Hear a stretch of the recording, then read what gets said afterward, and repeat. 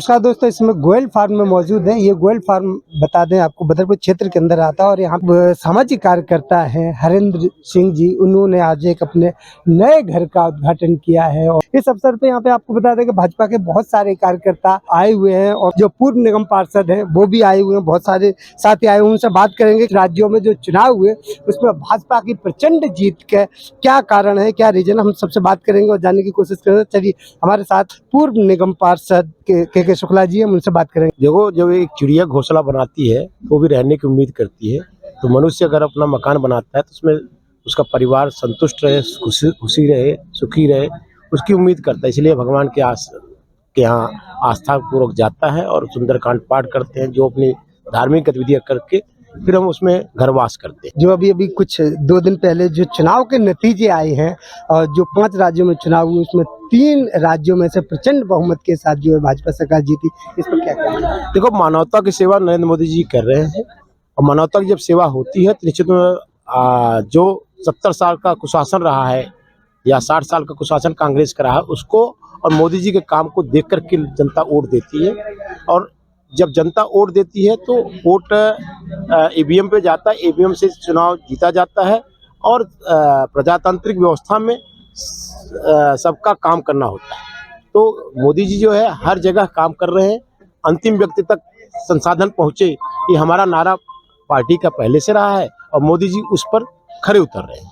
Opposition वाले हैं, जो अपोजिट पार्टी वाले हैं, वो उस पर आरोप लगा रहे हैं। आप ईवीएम की आपने भी जिक्र किया है कि ईवीएम से जीतते हैं, तो ईवीएम पे वो अब तोहमत लगा रहे हैं और कह रहे हैं कि वोट कहीं बटन कहीं पर भी और वोट भाजपा। इस पर आप क्या?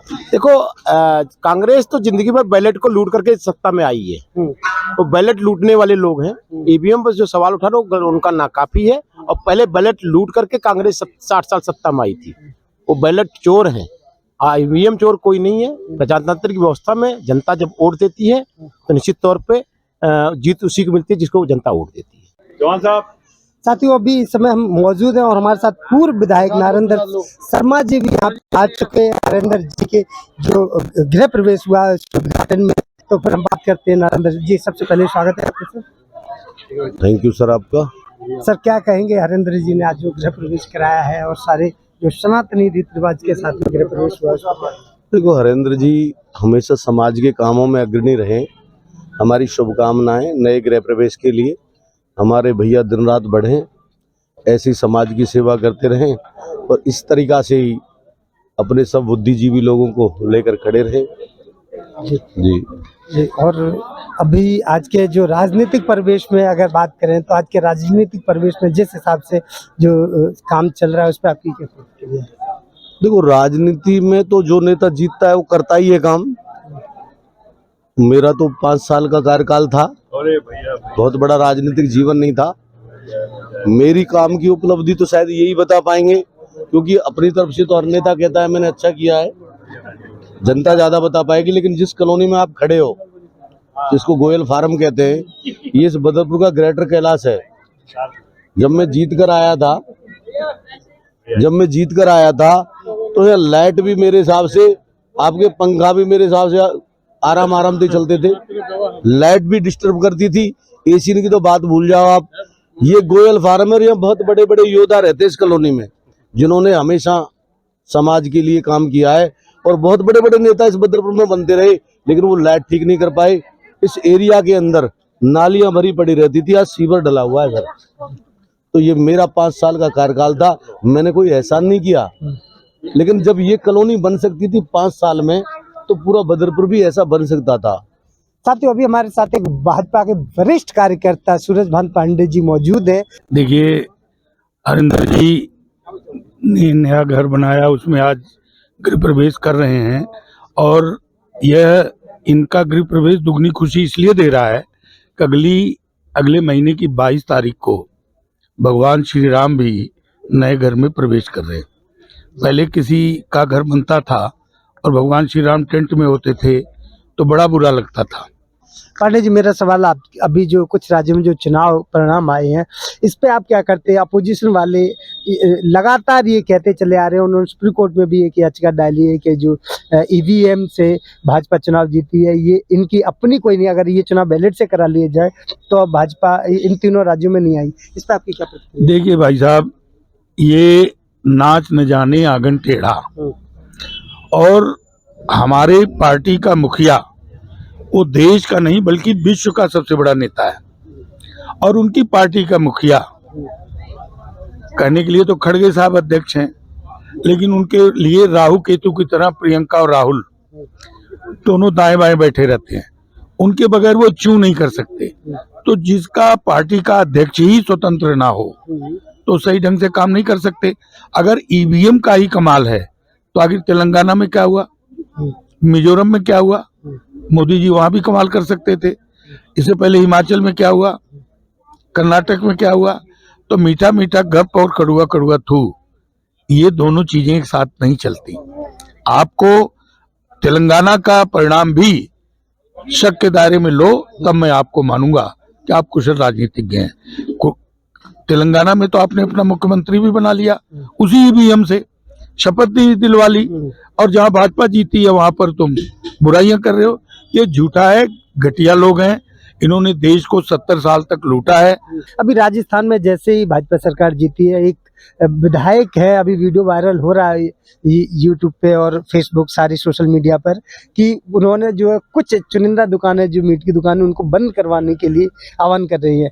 तो क्या लगता नहीं है कि वो जो एक धर्म विशेष के लोगों के लिए कुछ ज्यादा वो कर रही है कि ऐसा, और या अगर कोई बड़े बड़े होटल या रेस्टोरेंट में क्या वहां पर भी जो मीट परोसना बंद हो जाएगा, ऐसी कोई प्रक्रिया है क्या? भाई साहब देखो, कानूनी व्यवस्था के तहत लाइसेंस होल्डर अपने होटल में, रेस्टोरेंट में कोई खाना पीना बनाते हैं, उस पर सरकार, उत्तर प्रदेश में देखिए तमाम होटल रेस्टोरेंट चल रहे हैं।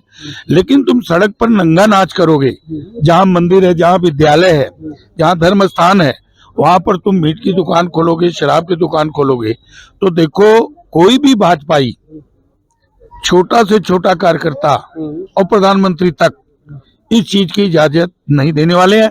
अगर इजाजत देंगे तो जैसे आज बांग्लादेश है, केरल है, कलकत्ता है, पश्चिम बंगाल और पाकिस्तान, यहाँ देख रहे हो कि ना आप टीका लगा सकते हो, ना घंटी बजा सकते हो, ना पूजा पाठ कर सकते हो, ना वंदे मातरम बोल सकते हो। तो इन नालायकों के लिए हम गैर कानूनी काम करने की इजाजत नहीं देंगे। विधायक जी जो कर रहे हैं सराहनीय है, मैं उसका समर्थन करता हूँ। फिलहाल महासचिव की भूमिका में भाईलाल जी, मैं उनसे बात कर लीजिए, आप क्या कहेंगे जो आपके एक साथी ने आज गृह प्रवेश किया उससे? मैं पहले तो उनको बहुत बहुत शुभकामनाएं दूंगा।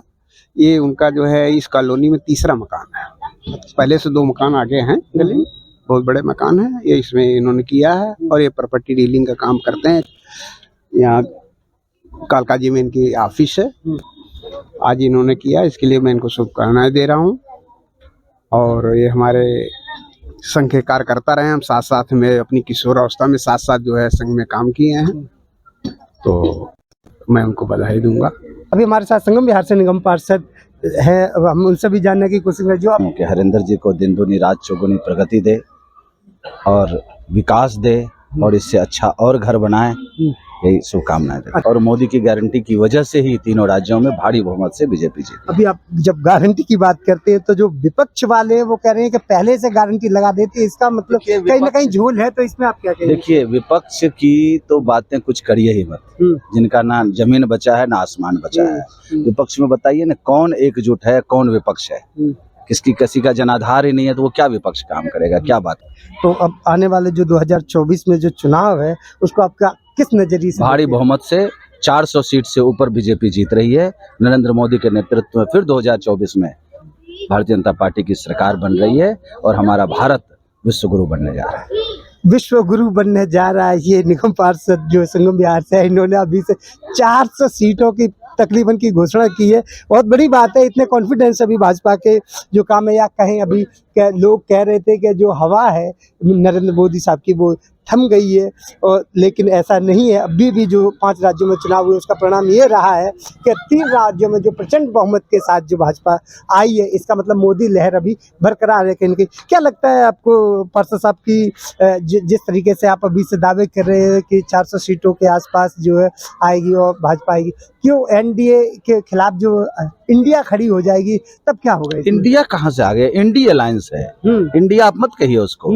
ये बिल्कुल ही बेबुनियाद अलायंस है, जिसका कोई पैर नहीं है, कोई हाथ नहीं है, कोई जनाधार नहीं है, कोई विचारधारा नहीं है। सब अपनी अपनी डफली बजा रहे हैं। समय आने दीजिए, कहीं कोई एकजुट नहीं हो रहा है। सिर्फ अपनी हैसियत बचाने के लिए, अपने पाप को छुपाने के लिए ये लोग इंडी अलायंस बनाए थे, जो ध्वस्त हो चुका। एक एक करके सब जेल जा रहे हैं। कोई इंडी अलायंस नहीं है इंडिया में। अभी अभी आपने कहा आपको यहाँ पे भाजपा की तरफ से विस्तार बनाया जा रहा है।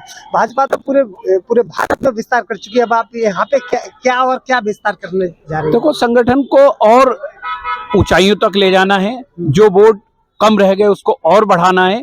हम 51% से ऊपर कैसे प्रत्येक बूथ पर वोट ले। जी, हार्दिक बधाई हमारे बड़े भाई साहब हरेंद्र जी को।